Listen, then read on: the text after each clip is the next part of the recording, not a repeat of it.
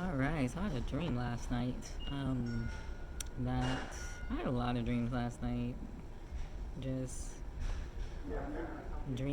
just dreaming. And one of them that I remember was the Jubilee 2028. I thought it was this year, so it's a little disappointing because I'm ready to leave. I'm ready to leave. But, 2028, I mean, I don't know when it starts in 28. Some people are saying 2027 to 2028. Some people are saying 2028 to 2029, which might be more. I think that's what it is. I think it's 2028 to 2029. Um, but someone said not too long ago, it was like the 3.5 years of tribulation, starting this year. So that would kind of align with that. These 3 years are given to Satan, I guess. Maybe they call it his little season or something like that. It's interesting that Trump, he put all these Christians in his cabinet. It's almost like they're trying to mimic Joseph being the right hand of Pharaoh. But of course, he's got a bunch of like false prophets and false Christians in his cabinet. So, this isn't really about Joseph being the right hand man. It's really about, Satan using his churchianity beast system to rule. If you look at that movie, it's called Priest. It might be on Netflix still. And it was basically about the Catholic Church ruling. And they had trained up these soldiers in Christ to fight off demons within the confounds of the Catholic churches, whatever. And don't get me wrong, there are people that are under Christianity, under the beast system. I don't want to say they're under them, but they are oblivious to the paganism of Christianity, but they have faith in the Father and in the Son, and so they have power. They have the ability to cast out demons and those kinds of things. Is their power limited? I think so. I think they could do greater and mighty feats, more than, because the Messiah said you would do greater works than even me. I think they can do that if they really come up out of that system and follow in spirit and in truth. I have heard Christians that are anointed, all right, through their singing or whatever it is, but they are being ruled over by the false beast system. So that is Satan's plan, to rule under the Catholic Church completely.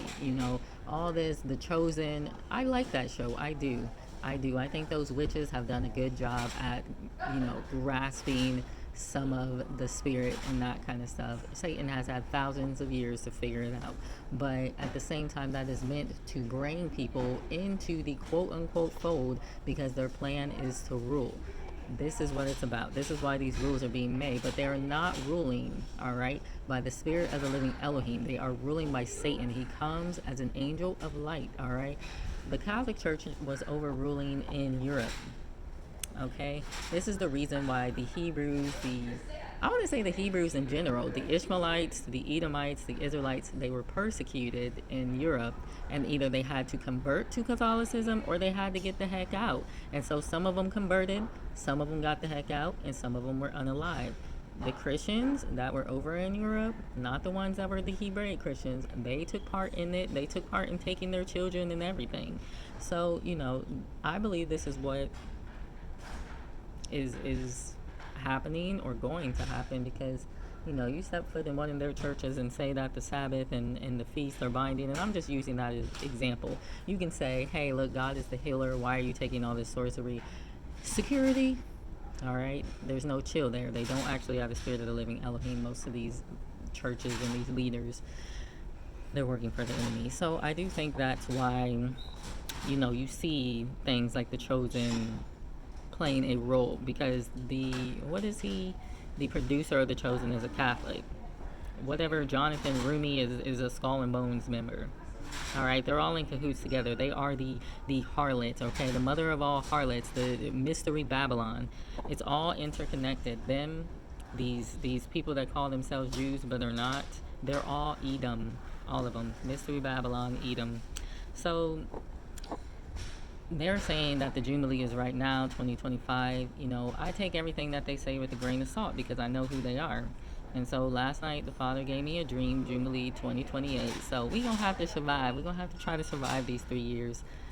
because no telling what they're up to right now. I know that they're trying to kill us off, but I also know that the Israelites, like the true Israelites, are awakening. I think it's very important. Actually, this lady told me the other day. She was like, "It's not about race," and I guess I was using race, and most people use race for you know, the convenience of it. But when I say black, I'm typically talking about the Israelites, and when I say white, I'm talking about Japheth and even Edom that's mixed into that. But we need to stop speaking like this, and we need to speak according to nations, because the fact of the matter is there were many different nations in the Bible. Japheth had several sons. This lady had a book that said Tyrus, which is the son of Japheth, that's Italy, but Javan was Greece. So, and they had what, Sweden and the Netherlands and Britain and all these different places in Europe. These are all different sons of Japheth. But the thing is, Tyrus and Javan, from my understanding, Edom went and mixed with them, with the Cyprians as well, and with the Cretans. And so many of them carry that spirit. That's who you call, these people who are Jews but are not and are the synagogue of Satan. I have posted their DNA, okay? Ashkenaz, Cyprians, Hellenic Romans, Cretans, all right? The Sephardic Jews, now this is what's interesting. I believe that they changed the DNA to say, hey, this is what Canaanite is, this is what Semite is. The Sephardic Jews, they get Turks, which are the Khazarians, they were Turks, and they also get Canaanite/Semite heritage. So Kenya is Canaan. These people don't look nothing like a Kenyan, all right? How you coming out top Canaanite and Semite and Turk, and you look just like a person from the Byzantine Empire? Because they're lying about who the Canaanite Semite is. When they say Canaanite, I don't know who they're talking about. Maybe Esau? I don't know. When they say Semite, I'm pretty sure they're talking about Esau. So Esau went and he spread his seed all around, all right? Now, I do believe Esau was black. But when you start spreading your seed around and that seed mixes with the other seeds of Javan, that's when the blackness is it's gone. But they still got a little bit of color in their hair, and all that kind of stuff can be curly and sometimes even kinky. But the Canaanites, many Kenyans, I don't want to say all Kenyans, I believe many of those tribes in Canaan, Kenya, are actually Israelites, which is why they wanted to put Israel there in the first place. Yeah. Many of them are Israelites. Many of them are Israelites. In fact, I want to say more of them are Israelites than Canaanites. But the Canaanites, they're typically medium, like my color, to dark skin. They typically have a reddish undertone to them. Very taunt skin on the face. Very beautiful. All right? Very beautiful looking. And these people, they're black. They got kinky hair, buddy. All right? And so, Kenya being Canaan, this is the land that was stolen from Shem by the Canaanites. And so this is the land of Israel. And I'm not going to say it's just Kenya. I believe that the way that they separated these lands by countries, that wasn't by them. That was by the people that came over and did that. All right. These lands were separated by kingdoms, all right, and tribes. That's what it was. So no telling if it, is Ethiopia and Kenya and parts of Uganda, or all of Uganda and Tanzania, that kind of thing. So anyway, yeah, Jubilee 2028. We got the birth pains that are like, what up? They all up in this piece. At this point, you have earthquake and 7.9 earthquake off the coast of Alaska. It was 249 miles from the coast of Alaska. Now that's from like Columbus, Ohio. Excuse me. Actually, no. Yeah, Columbus, Ohio to Cleveland, Ohio. So it's within the same state, but it's kind of far. But God is bigger, and it seemed to cause at least the streets crumbling up. And then they had, a warning of a tsunami, and then you got your floods in Texas, and then New Mexico, and then New Jersey. Apparently New York was flooded as well. And so these are all birth pains of the Messiah and his deliverance. And then someone said this morning, she's possessed by the spirit of an owl. The owl is Lilith, from my understanding. It could also represent Ishtar. I don't know.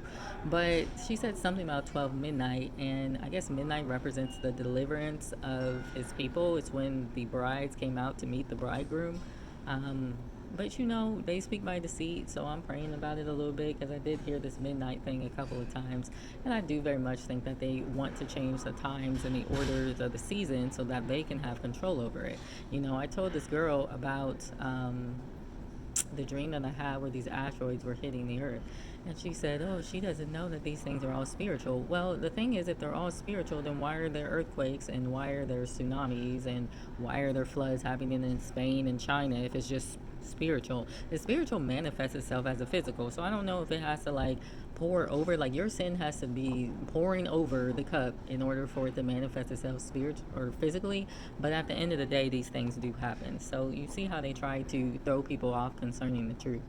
And I think that's why the Father gave me that dream of Jubilees 2028. And, you know, I've been praying about, like, do we leave? When do we leave? These kind of things.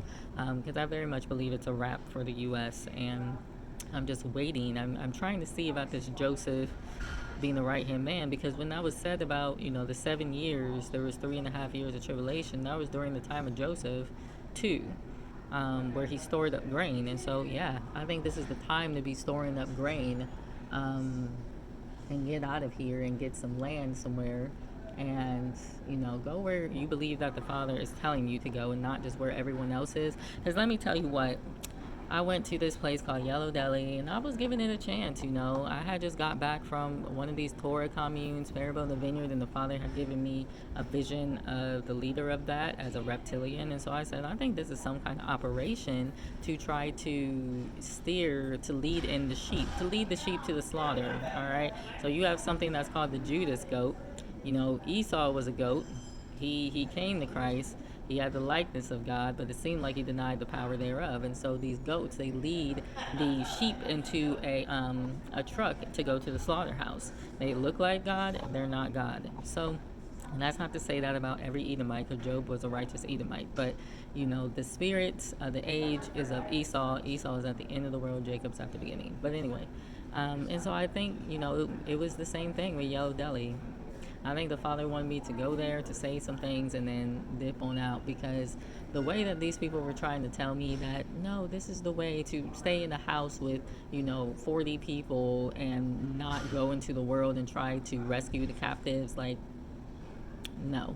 All right, that's the same thing they said at Parable of the Vineyard, and that's the thing. Like, the Father, the Spirit goes wherever it wills. To try to sit here and say that you're supposed to stay here in this little circle and not leave it, and then, you know, you're wrong for being out in the world and going where the Spirit tells you to go, because what they'll do is they'll try to say, oh, well, you know, do you know that was God? I mean, not them specifically, but that's what some of them will do. And then they'll say, oh, well, you know, this is where God wants you. You're going where you want to go. No, you're going where you want to go. All right, don't project that on me. I'm going where the Father wants me to go. So, you know, you have to be careful of these places, all right, because I believe very much that they are there to entrap the chosen people. So yeah, stay diligent and pray to the Father concerning everything. Let the Spirit lead you in all that you do. Pray incessantly, meditate on the Word day and night. Keep his laws. Don't listen to these Christians that are saying, oh yeah, when Jesus came, that was done away with. You don't know what you're talking about, and you're going to be knee deep in crap when the time comes. So anyway, you guys be blessed and have a good one.